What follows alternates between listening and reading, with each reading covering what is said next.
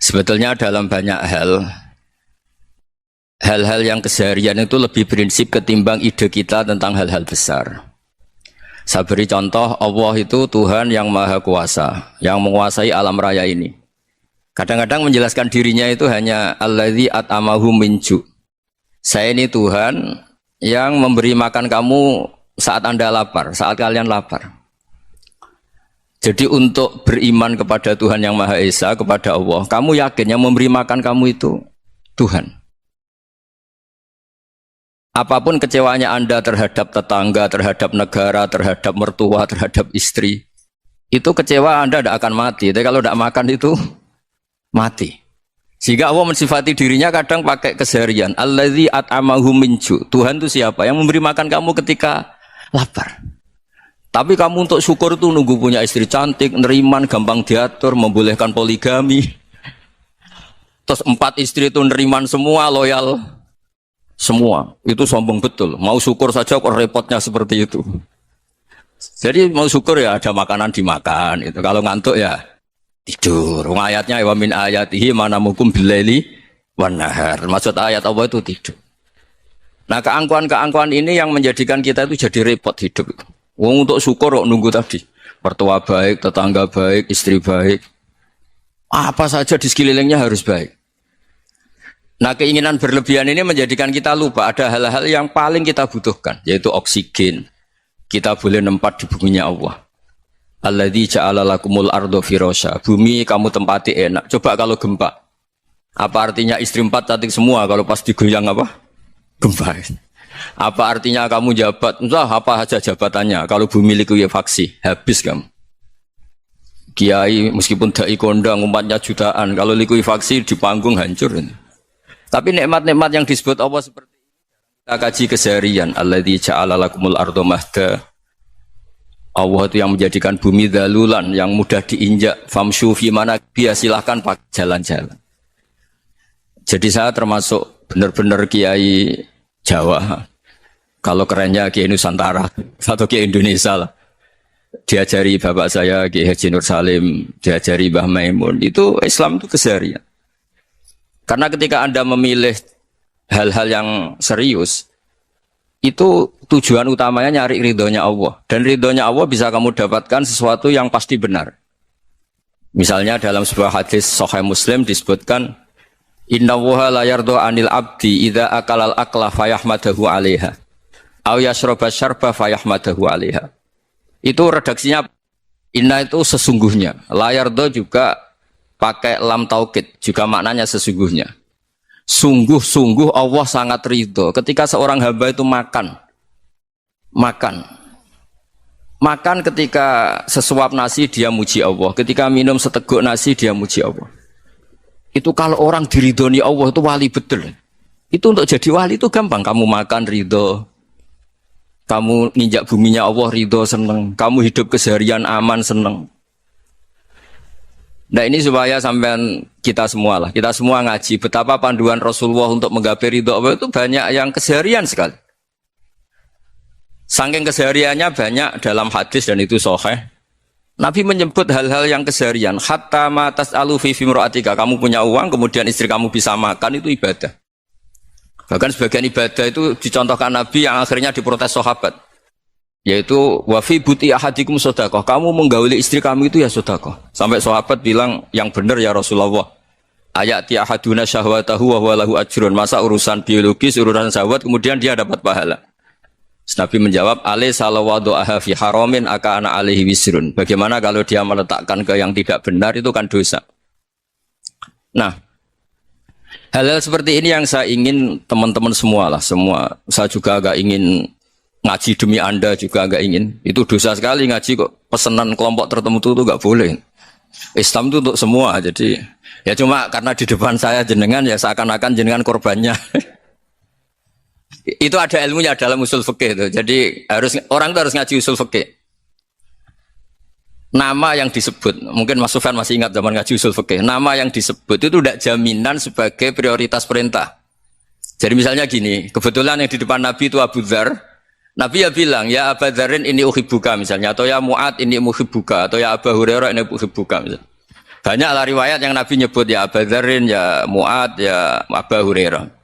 Kemudian misalnya Nabi meneruskan khitab, "Inni uhibbuka," saya mencintai kamu, fakul dubur sholatin, atau sebagian riwayat disebut fala tada'anna dubura kulli sholatin Allahumma inni ala dzikrika wa syukrika wa husni ibadatik. Saya mencintai kamu, siapa saja. Mu'ad bisa, Abu Dzar bisa siapa. Saya mencintai kamu, mohon kalau habis sholat kamu jangan lupa wiridan Allahumma a'inni ala dzikrika wa syukrika wa husni ibadatik. Ya Allah, tolong kami permudah supaya mudah ingat engkau. Anda tidak bisa mentang-mentang, wong nama saya Parmin, nama saya Purnomo, itu yang diperintahkan Mu'ad misalnya. Jadi yang disebut satu, tapi khitab itu untuk siapa saja. Saya teruskan ya. Jadi saya mohon semua kita melakukan kebaikan itu, kalau dalam kaidah fikih disebut al-yakin la yuzalu bisyak.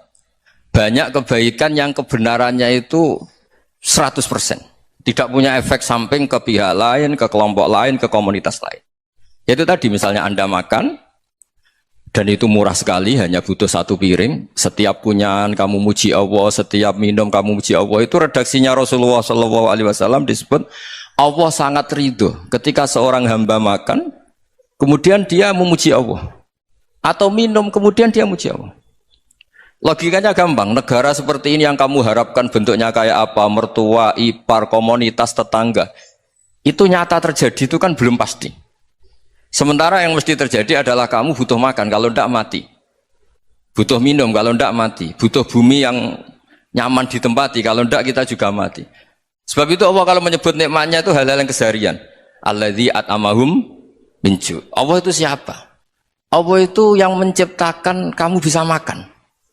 Tidak berlebihan. Allah itu yang menciptakan kondisi sosial itu ideal. Zaman Nabi itu ya ada orang munafik. Orang-orang pilihan Allah itu juga diuji orang sekelilingnya yang macam-macam. Semua diuji sesuai konteks zaman dan waktu.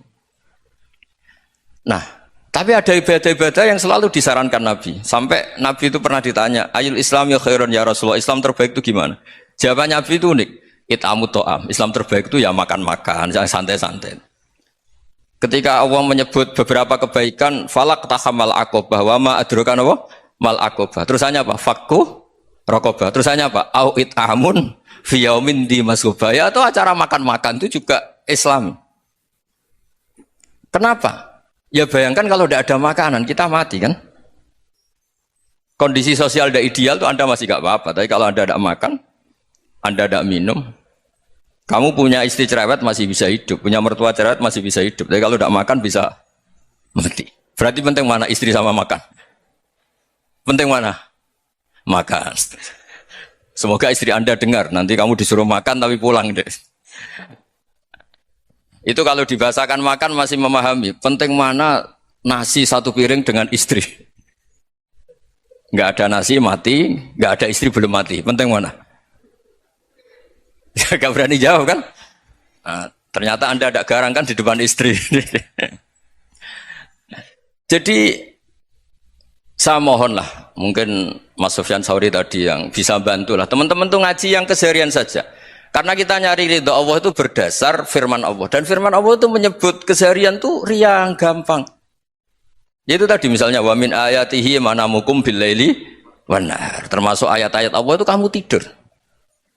Maka dulu itu ada guyonan, ada tokoh Mu'tazilah, kelompok dalam Islam yang berpikir manusia itu bisa menentukan ikhtiarnya sendiri.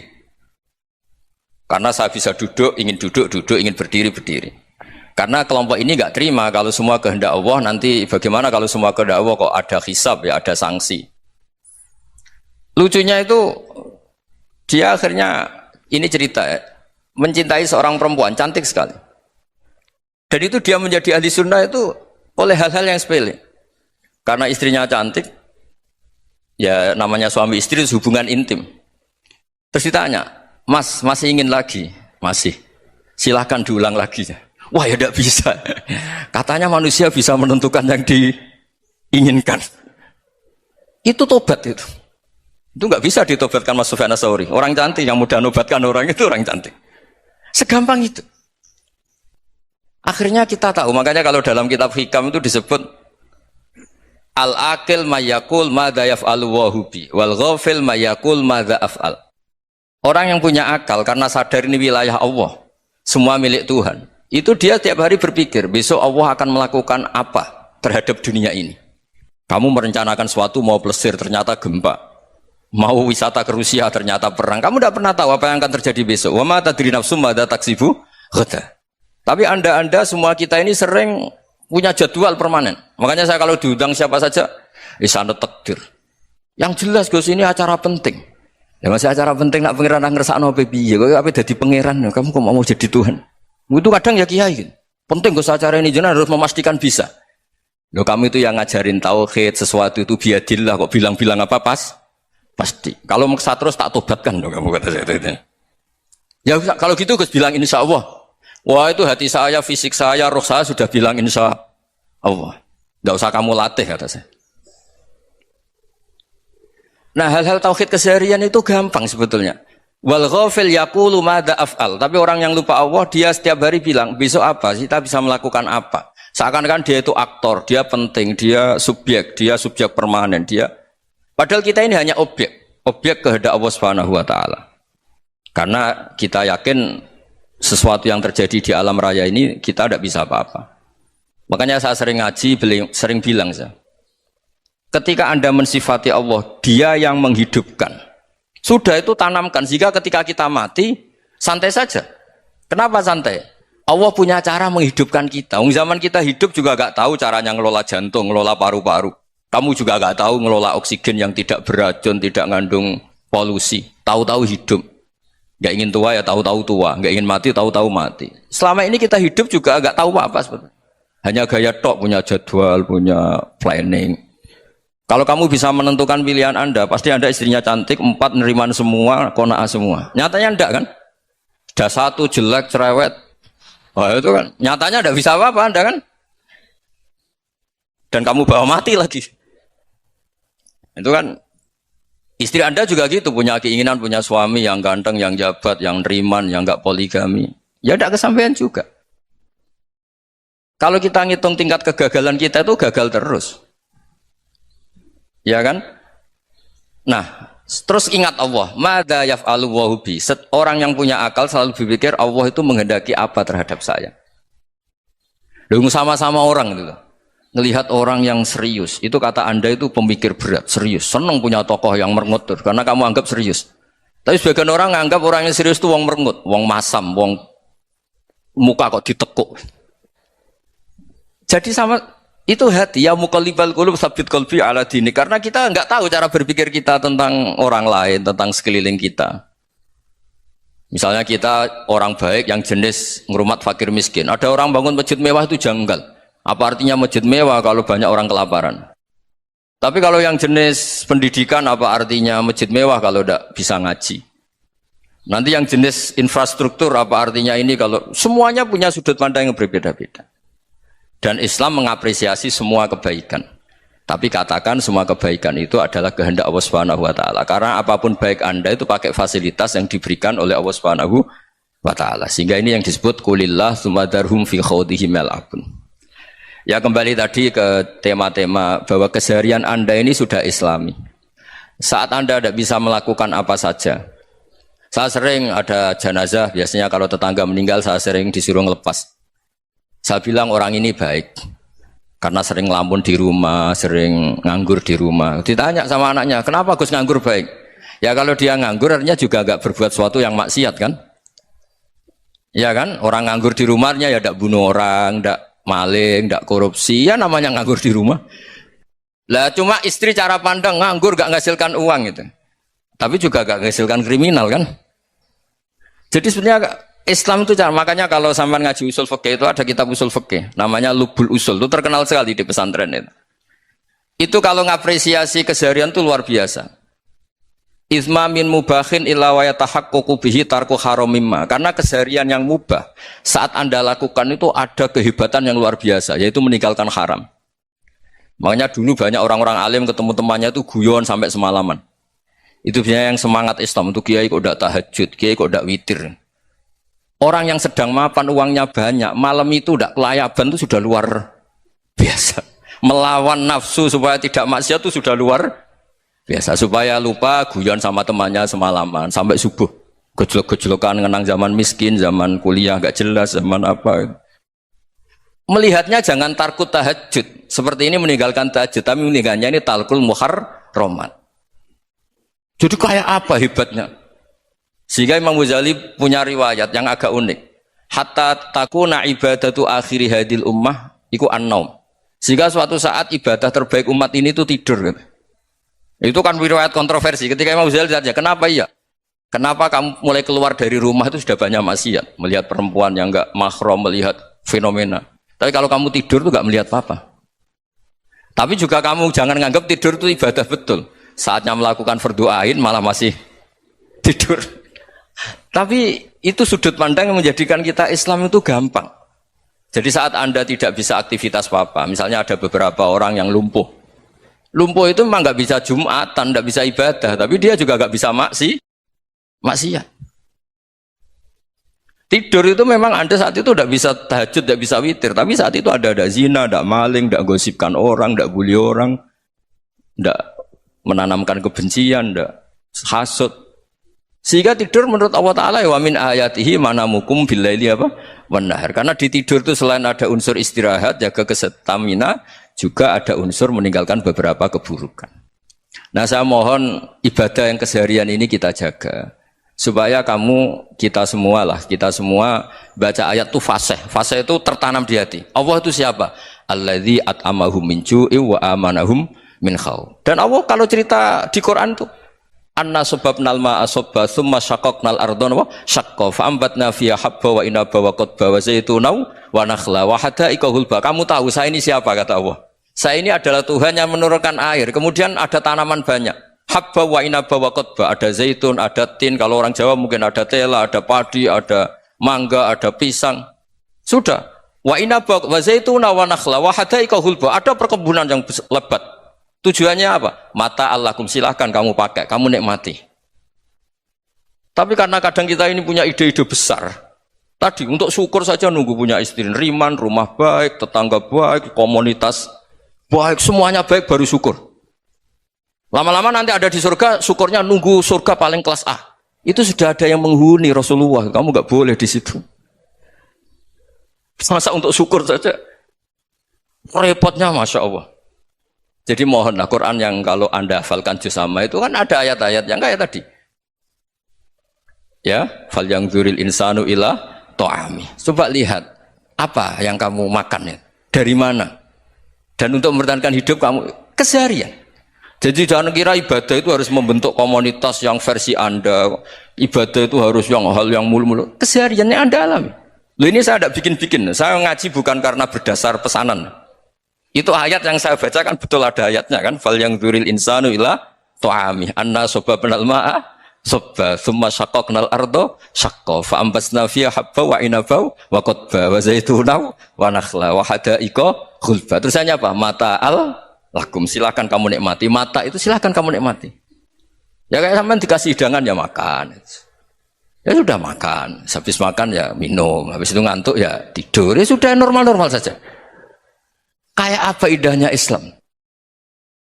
Tapi Anda mencari Islam yang gimana lagi? Nah itu yang diajarkan guru-guru kita, diajarkan sanad kita sampai Wali Songo, sampai Rasulullah SAW. Bahwa pada akhirnya ada jihad, ada perang. Itu dulu memang perang, bukan membunuh. Beda. Dulu kita dijajah Belanda ya perang, dan itu normal karena kita dijajah. Jadi ketika orang lain ingin baik sama kita, wa in ahadum minal musyrikin astajaroka ya fa'ajirhu hatta yasma'a kalam Allah. Kalau mereka ingin baik ya kita baik. Makanya ada istilah mustakman, mu'ahad. Kalau mereka ingin damai, berdampingan dengan kemajmukan ya itu yang lebih baik. Karena memang Islam menghormati proses perdamaian. Wa in janahu nawa lisalmi ya fajnah lah. Kalau ingin damai ya kita harus damai. Jadi andai kan dulu Belanda datang ke Indonesia kok minta besanan gitu. Ya mungkin kita juga seneng karena memperbaiki hidung kan kalau minta besanan gitu. Nah tapi wong jajah dulu itu kan masalah kan? Apa? Masalah kan? Jadi saya mohon ya, jadi Makanya saya tadi minta sama Bapak Kadensus kemarin juga pernah main ke saya. Jangan sering ketemu saya ini sudah uzlah, saya ini sudah mau daftar jadi resi. Saya itu kemarin di Muktamar juga agak datang, acara di Jogja juga sudah. Karena memang keluarga saya dulu itu bahasa ya, bapaknya bapak saya itu nggak keluar rumah itu puluhan tahun. Memang punya adat uzlah. Ya makanya ngaji saya ngaji aja yang gampang-gampang aja, yang nggak orderan, yang nggak pesenan ngaji aja dulu yang gampang.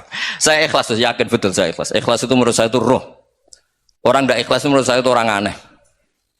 Ikhlas itu gampang, sudah saya bilang. Kalau kamu yakin ilmu itu milik Allah, ngasihkan juga ikhlas itu milik Allah.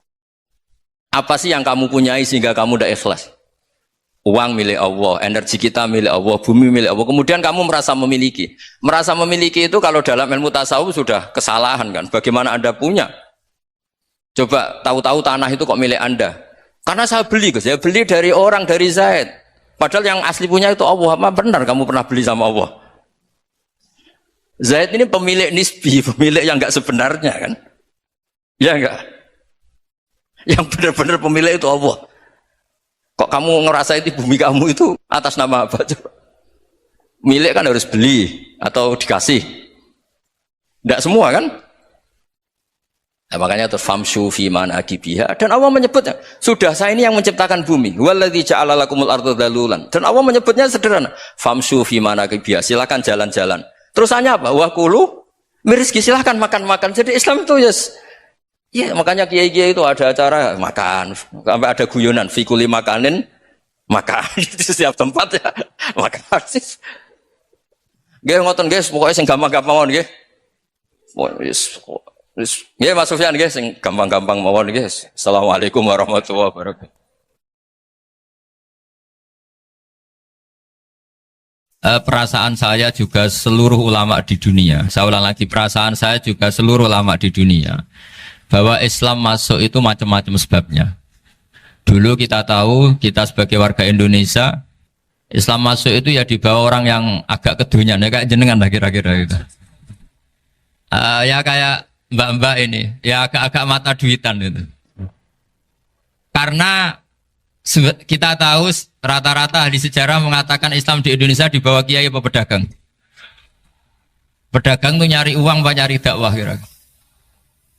Ya semoga Anda mirip-mirip seperti itu. Ya jadi nyari uang karena ada nurani Islam sehingga tetap saja membawa Islam. Saya tidak tahu Islam Anda ala apa, tidak tahu. Pokoknya mau ngaji ya berarti Islam ala ahli sunnah apa? Wal jamaah. Jadi ini penting saya utarakan bahwa Islam itu agama yang mudah difahami. Sehingga dibawa pedagang saja ya kasil gitu. Dibawa orang yang kedonyan kayak jenengan juga kasil gitu. Dibawa orang baik ya kasil, dibawa orang broken juga kasil. Ini penting saya utarakan karena saya ngaji di mana-mana bilang ciri utama kebenaran absolut adalah kebenaran yang bahkan orang nggak benar saja bisa bawa. Tapi bukan berarti saya dukung Anda tidak benar, kan sudah tidak benar dulu sebelum kenal saya. Tapi nggak apa-apa, nggak benarnya umat Islam insya Allah dimaafkan sama Allah Subhanahu. Ya asal tobat maksudnya. Nggak, ini saya beri satu konstruksi pikiran yang saya sering utarakan di ngaji saya. Sampai sekarang saya coba saat tes ini kan di kampus ya, di apa bacanya ini Kim University yang global leader apa in the world itu. Ini keren lah. Jadi acara ilmiah kita ditakdir di gedung apa? Kampus, gedung universitas di begini. Kalau 1 ditambah 1 2 itu namanya hakikat. Ciri utama hakikat adalah siapapun akan menerima. Saya sekarang tanya sama Anda, kira-kira 1 tambah 1 2 itu musuh Anda pun mengatakan 2 apa tidak? Ya. Pekerja Korea ya bilang 2, Rektor Al-Azhar juga bilang 2. Kamu yang sekarang sedang mungkin sebagian broken sama istri juga bilang 2. Istri kamu yang mangkal sama kamu juga bilang 2. Yang cemburu ya bilang 2, yang dicemburuin juga bilang 2. Karena begitu mudah kebenaran absolut diterima oleh siapa saja. Begitu juga eksistensi Allah sebagai Tuhan. Itu mudah diterima oleh siapa saja. Sehingga pembawanya tidak perlu seorang kiai atau gus atau mubalek atau ketemu amu indah.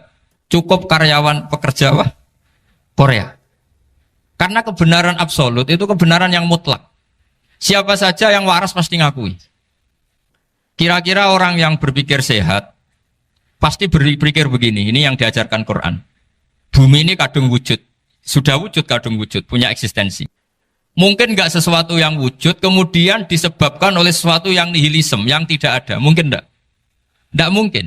Yang namanya penyebab itu harus sesuatu yang wujud.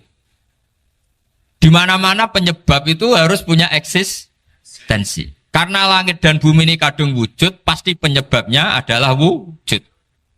Karena wujud penyebab harus bersifat super. Lah bersifat super ini oleh ulama dikatakan wajibil wujud. Itu akal siapa saja akan nerima. Cuma kemudian setelah nerima itu orang macam-macam cara berpikir. Mungkin orang Jawa dulu bilang itu Sahyang Widi. Kalau orang sini mungkin bilang apa itu? Dewa atau apa ya? Enggak tahu saya itu. Karena itu yang teman sampean, enggak teman saya itu. Tapi yang jelas begini, ini konstruksi ini harus kita jaga. Nanti saya bacakan teks hadisnya. Kebenaran sejati ciri utamanya adalah ada absolutisme, ada kebenaran mutlak. Ciri utama kebenaran mutlak adalah diakui bahkan oleh siapa saja, termasuk oleh orang fasik. Orang fasik itu orang enggak benar. Misalnya ada imam masjid besar Istiqlal, ditanya 1 tambah 1 bilang apa? 2. Nanti kira-kira yang lonte juga bilang apa? 2. KPK juga bilang koruptornya yang ditangkap 2. Nah, eksistensi Allah sebagai Tuhan ini kebenaran yang absolut. Maka agama ini juga boleh diterima oleh siapa saja, termasuk oleh orang fasik, orang nggak jelas.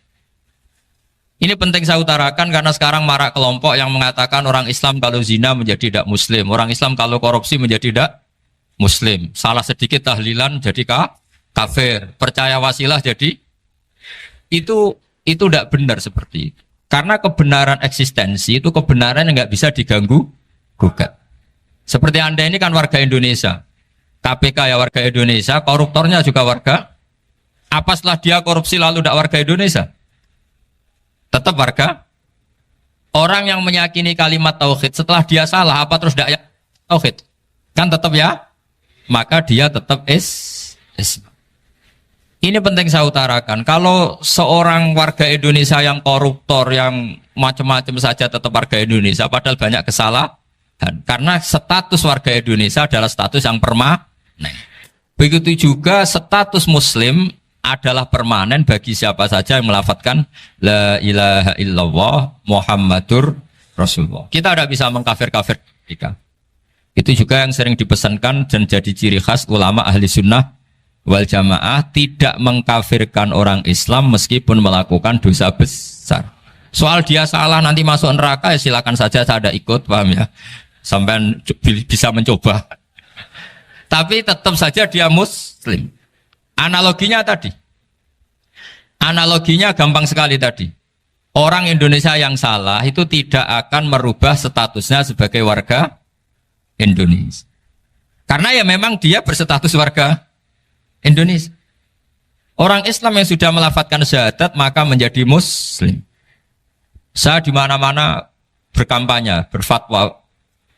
Orang kafir yang 70 tahun kafir, sekali melafadzkan kalimat tauhid, itu menjadi Muslim apa tetap kafir? Muslim.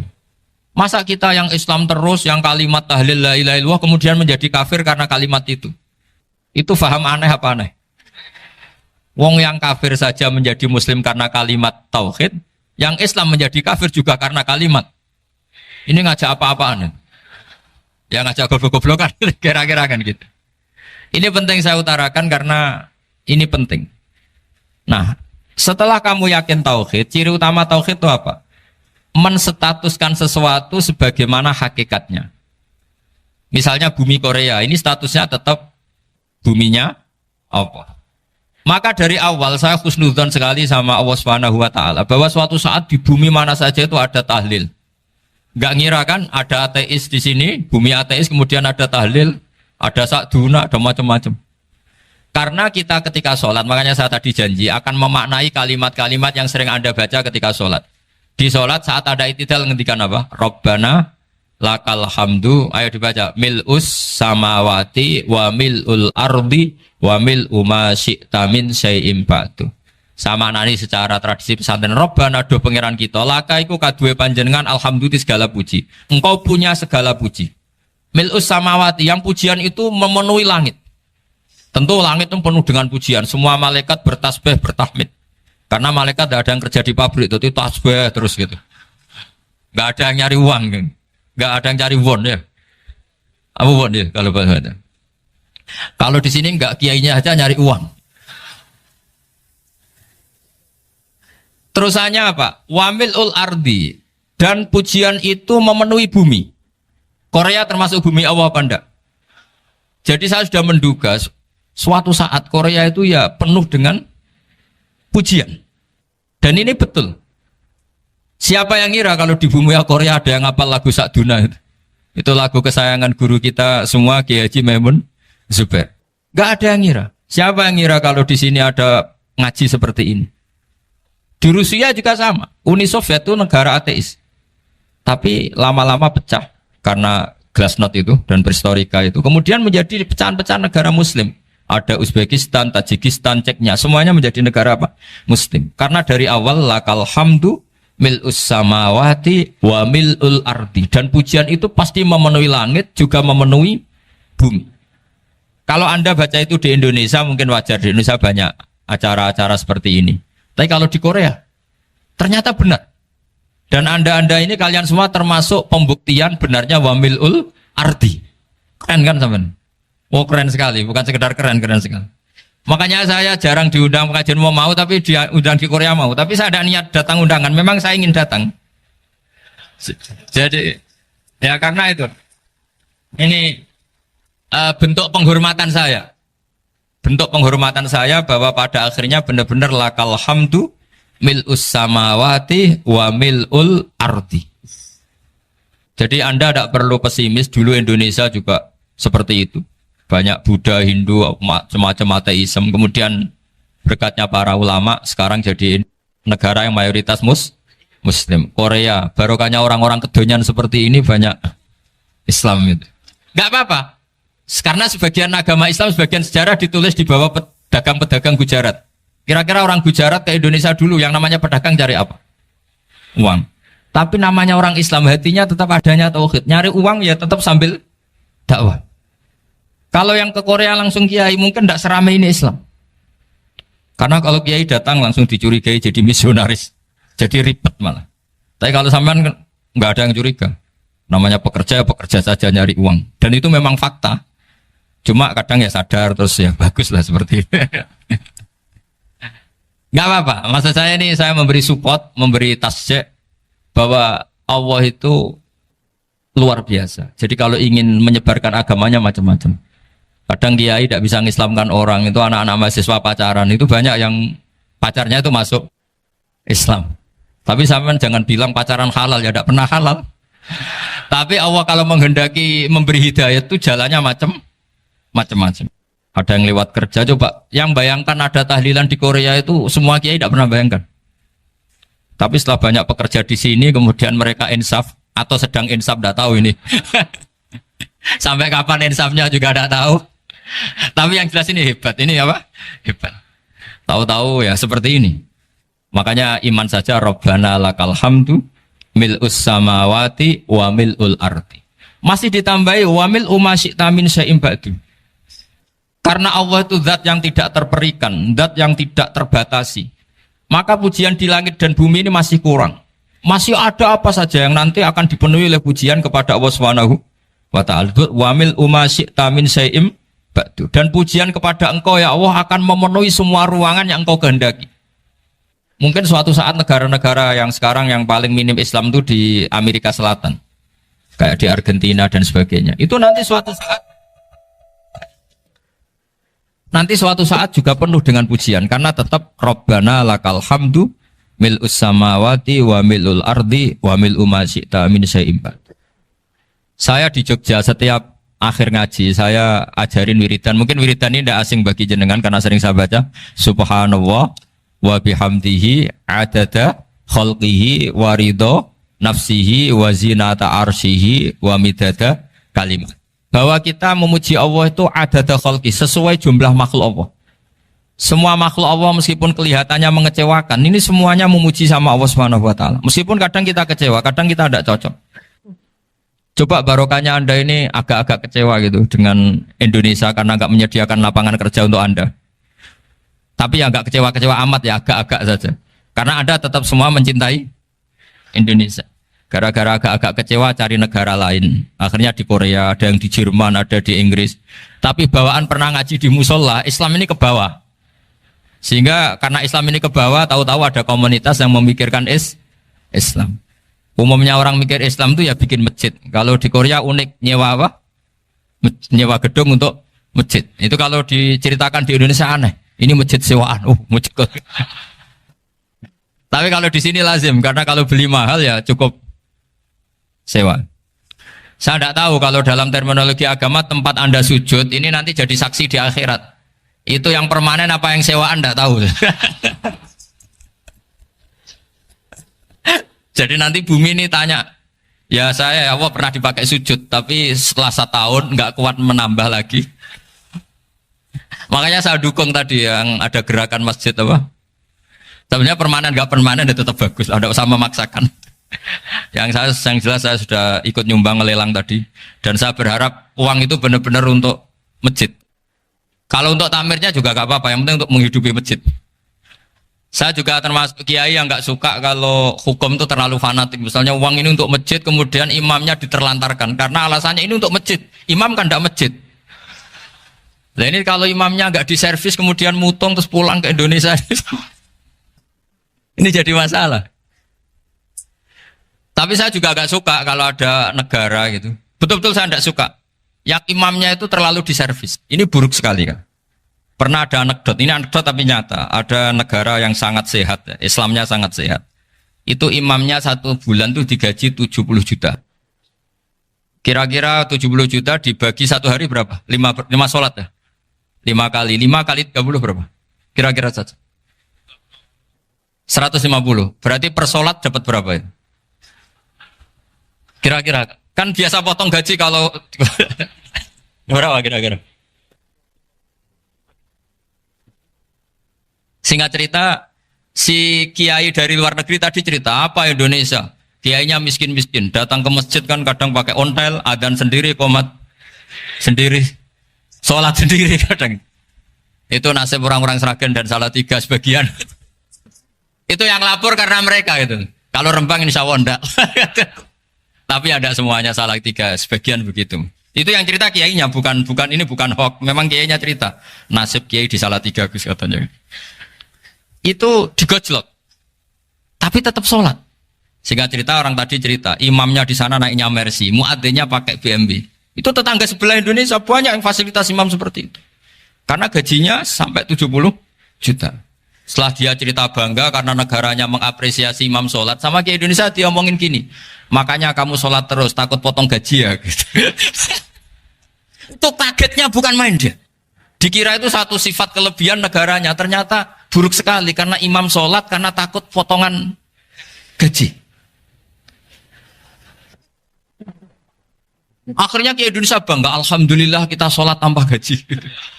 Dan tetap sholat. Keren mana yang digaji sama Anda?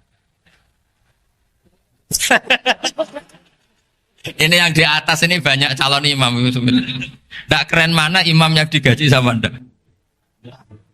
Keren yang enggak. Tapi kalau pertanyaannya dibalik, keren mana jamaah yang peduli imamnya sama yang enggak peduli? Jadi jawabannya harus tetap seperti itu. Imamnya keren yang ikhlas. Tapi jamaahnya keren yang peduli imamnya. Jelas ini ya fatwa saya ya. Gimana? Imamnya baik yang ikhlas, tapi jamaahnya baik yang peduli nasibnya. Tapi sekali imam dari awal gak ikhlas itu harus di PHK. Itu bahaya bagi agama kalau awalnya sudah ada ikhlas. Karena nanti setelah habis subuh terus dihitung.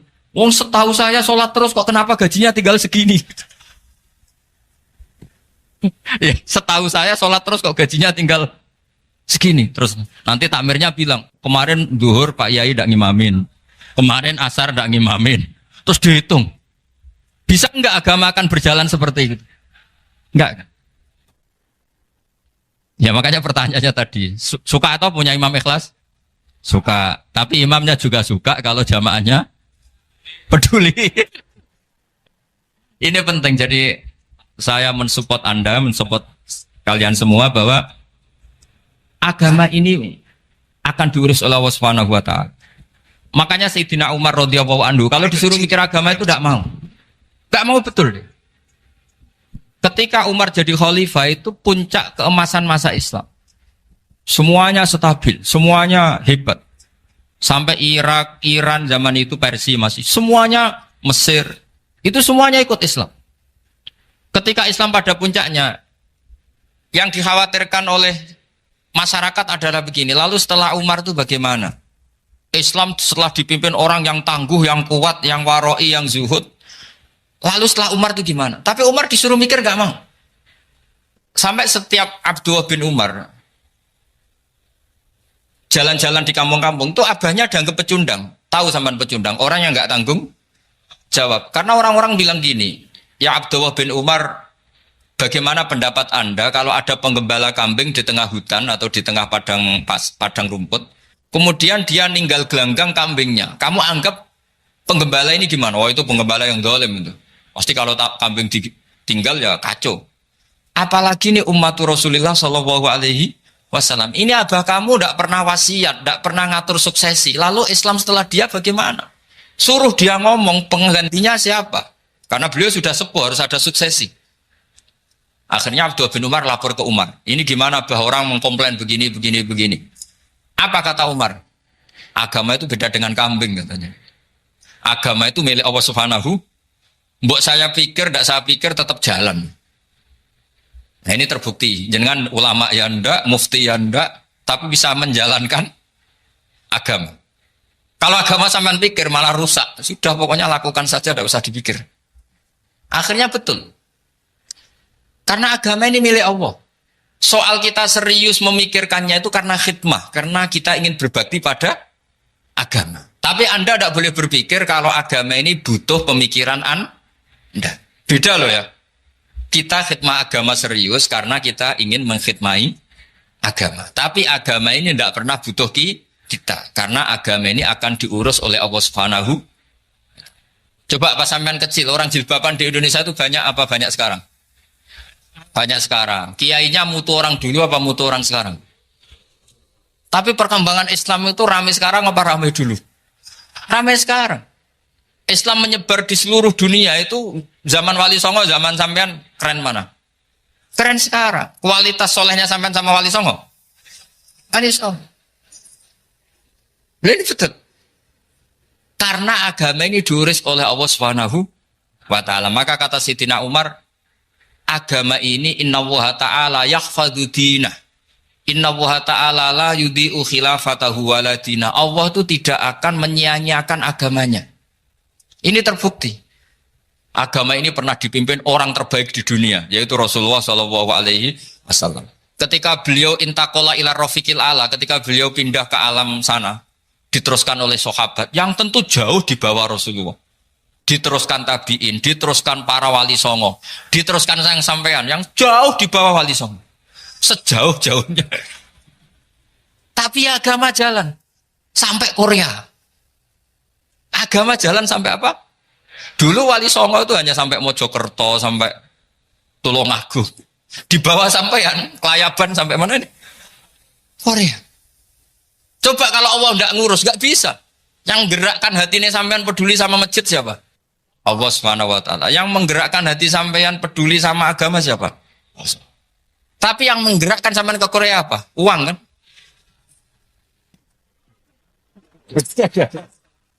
Enggak apa-apa, jujur saja, jujur ya, santai aja. Ini bagian dari keramatnya jenengan. Niatnya agak bener tapi dibenerin Allah di sini. Dari awal niatnya kan uang gitu. Tapi setelah di Korea dibenerin Allah. Mbok ingat agama gitu. Keren kan? Makanya yang syukur sama Allah Subhanahu wa taala. Yang bisa hanya Allah taala. Makanya dalam dunia kiai selalu baca apa? Alhamdulillah alladzi hadana li hadza wa ma kunna linahtadiya laula an hadana Allah. Alhamdulillah kita diberi hidayat seperti ini. Kalau tidak Allah tidak bisa. Sudah mata duitan, kadang istri ngomel, mertua tidak percaya. Sudah setengah-setengah broken gini di... Saya tahu sampai ke Korea itu karena broken pas saking sayangnya keluarga. Potensinya hanya dua.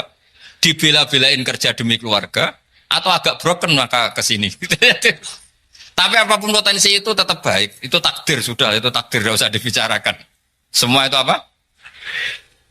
Karena orang kalau sedang rukun ya tidak mau tukaran, kalau sedang tukaran ya tidak mau rukun. Itu sudah semuanya takdir.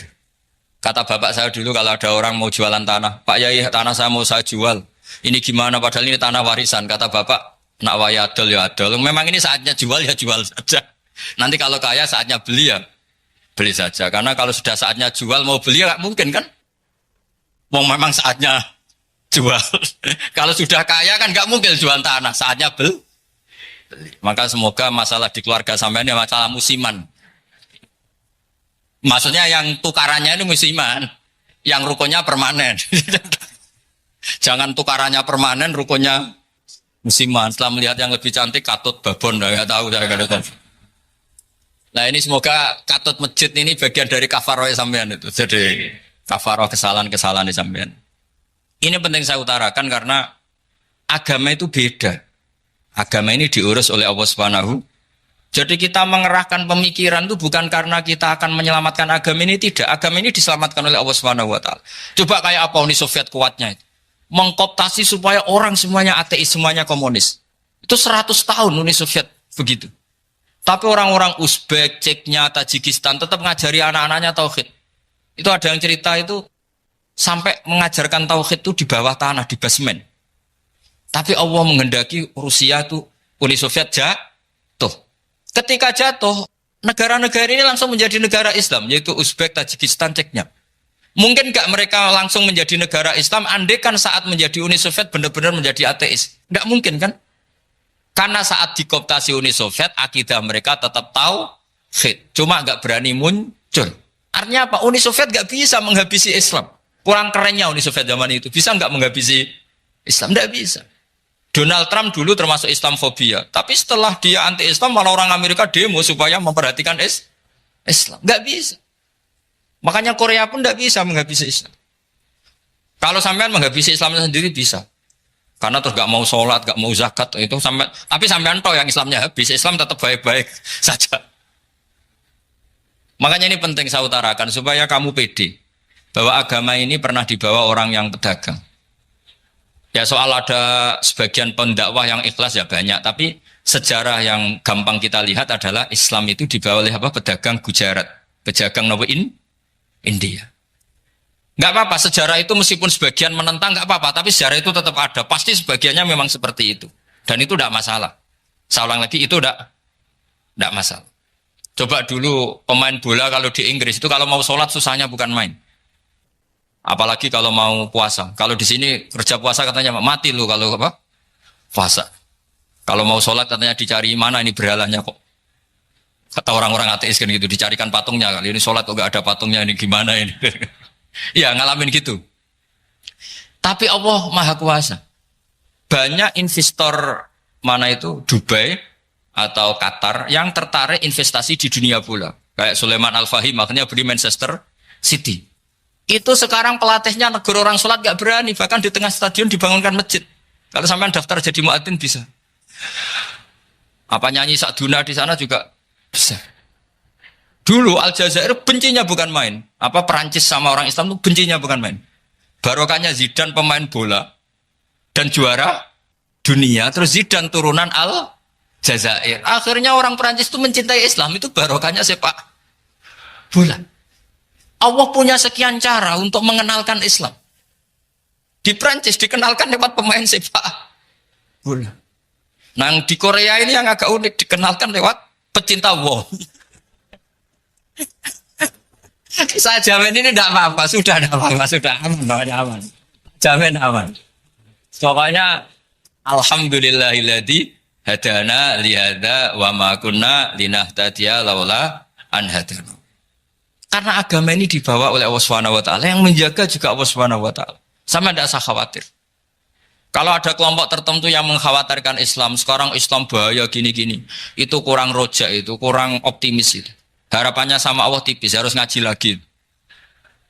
Agama ini limangka nayarjuwa hawal yaumal akhir. Agama ini bagi yang terus-menerus berpengharapan kepada Allah Subhanahu wa taala. Agama ini limangka nayarjuwa, coba bahasa Arabnya roja yarju rojaan. Maknanya harapan. Jadi agama ini bagi yang selalu berpengharapan, bukan yang pesimis, bukan yang hati kecil, apalagi yang tukang putus asa. Coba agama ini begitu luar biasa, dibawa orang yang macam-macam. Tadi di Perancis dibawa oleh pemain apa? Bola.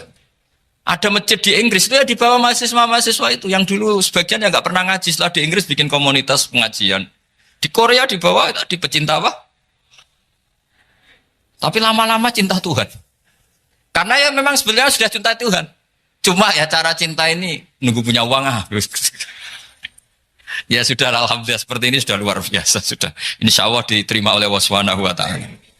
Saya selalu berharap semoga ini tetap satu bukti bahwa Allah itu harus kita sembah di mana-mana.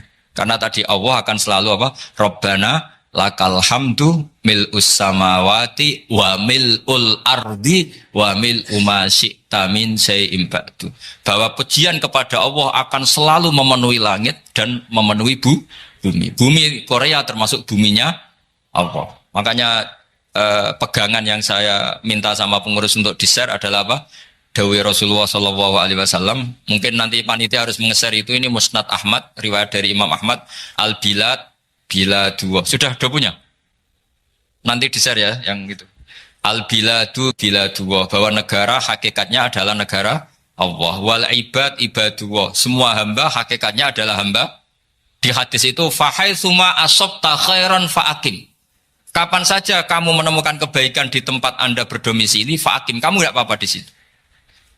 Kamu di sini dapat uang, dapat masjid, sewa masjid. Enggak tahu sewa apa permanen, pokoknya itu bagus gitu aja. Buminya dirayu. Bumi meskipun ini enggak permanen, tapi tetap jadi saksi loh ya.